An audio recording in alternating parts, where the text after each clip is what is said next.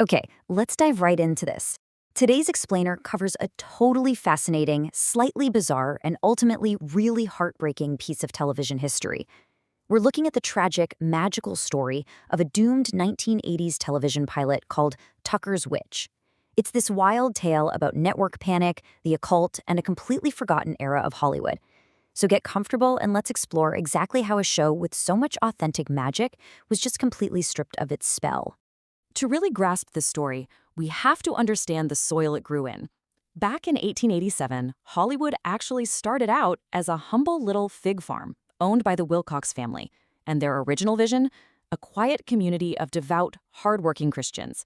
But, well, as the film industry moved in and brought city dwellers and modern sensibilities with it, that puritanical foundation completely flipped on its head. In this massive cultural shift, Hollywood rapidly transformed from a conservative village into a bustling epicenter of esoteric practices, mysticism, and New Age beliefs. Section 1. Hollywood's Occult Obsession. So, by the 20th century, the entertainment business was basically trying to beat the devil in a game of chess. Mysticism became deeply, inextricably linked with Hollywood. And what's actually wild is just how mainstream these esoteric practices had become by the late 70s and early 80s. You had this booming New Age movement right in the heart of Los Angeles. Fortune tellers, tarot readers, mediums, they were just a regular part of the Hollywood lifestyle. And this definitely wasn't just some fringe movement either. I mean, it went all the way to the top. While conservative values were being publicly championed, behind the scenes, First Lady Nancy Reagan was relying heavily on personal astrologers, like Joan Quigley, to advise on the president's actual schedule. But, as we know, this peak acceptance was a super fragile bubble, because soon after, media hype around cases like the McMartin preschool scandal served as a flashpoint for the satanic panic. Almost overnight, anything even slightly occult adjacent became totally radioactive to nervous network executives.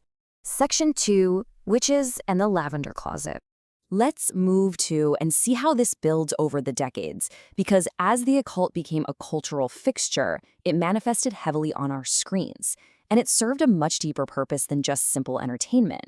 In 1938, we got the iconic Glinda in the Technicolor Wizard of Oz. But then, we see the rise of what you'd call the domesticated witch. In 1942, I Married a Witch explored taboo subjects through the safe buffer of comedic fantasy. Then came Bell Book and Candle in 1958, and eventually the absolute television juggernaut Bewitched in 1964. The domesticated witch had become a total staple of Hollywood storytelling. But you have to ask, why this specific fixation? Well, this brilliantly illustrates a phenomenon known as the lavender closet, where witchcraft on screen essentially served as a cipher for gay life. Think about it for a second.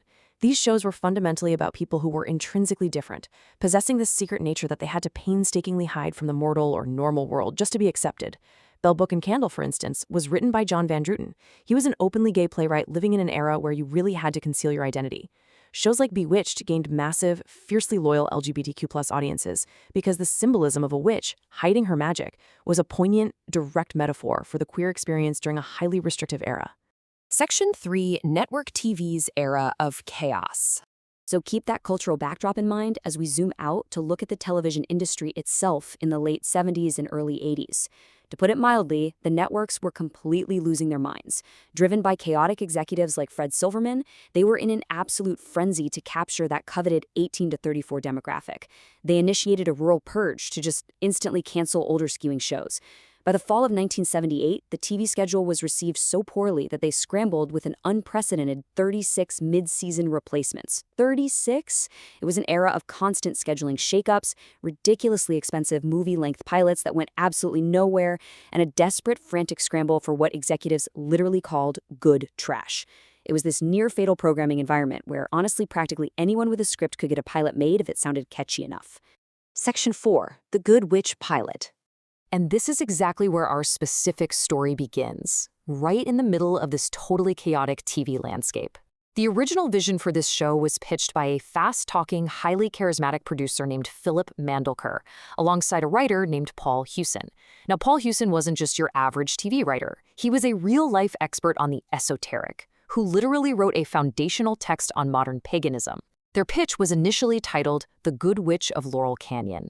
It was designed as this slick, thin man style whodunit mixed with psychic powers. For the leads, they cast Art Hindle and a young Kim Cattrall.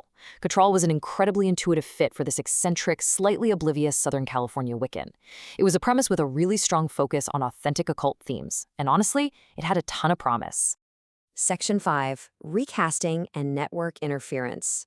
So the crucial point is that this great original vision didn't last long, and the catalyst for the disaster was entirely out of the creator's control. Literally, right as the pilot wrapped production, a low-budget teen sex comedy called Porky's blew up at the box office. And guess who had a racy minor role in it? Kim Cattrall.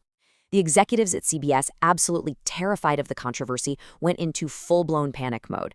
They forced the producers to fire Cattrall. Then, just to completely sever any connection to Porky's, they fired Art Hindle too, even though he had literally nothing to do with the movie. The network then demanded they strip away the actual witchcraft elements and replace them with whimsy and a lighter tone.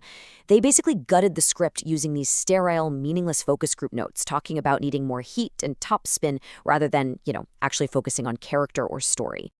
The irony of this whole recast situation is just unbelievable. They replaced Kim Cattrall with Catherine Hicks. Now, Cattrall was a deep animal lover with this really natural affinity for the occult vibe of the character.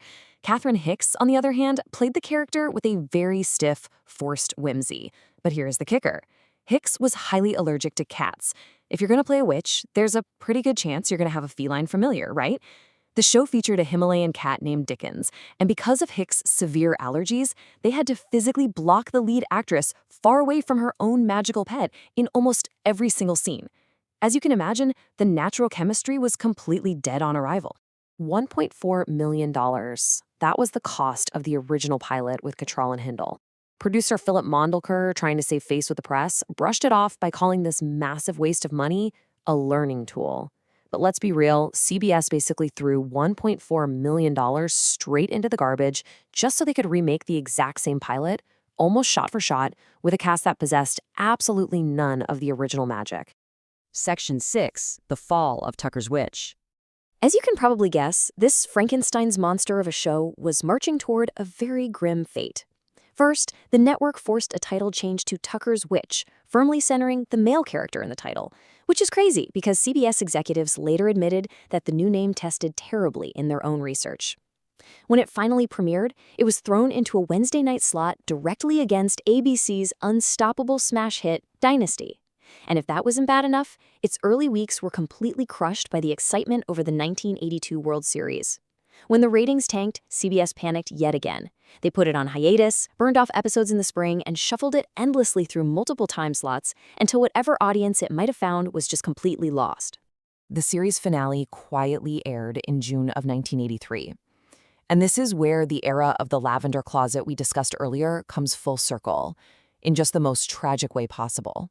Merely months after the show ended, the show's hustling, charismatic producer, Philip Mondolker, passed away. He died of AIDS at the incredibly young age of 45. His family publicly disclosed his cause of death, which actually made him one of the early visible casualties of the epidemic in Hollywood. It really marked the definitive, heartbreaking end of an era. So look at the history of Tucker's Witch. Here was a show totally gutted by panicked executives, sterile focus group data, and this desperate need to be safe. As we consume media today in an era that's so heavily dominated by algorithmic decision-making and endless reboots, we really have to ask ourselves, is safe casting and an obsession with analytics still killing the magic in television? Are we just repeating history and losing brilliant, eccentric, risky art to the sterile notes of corporate boardrooms? It's definitely something to think about the next time you hear about a beloved show getting canceled or entirely reworked before it even has a chance to breathe. Thank you so much for joining me for this explainer. Keep questioning the media you consume, and I will see you next time.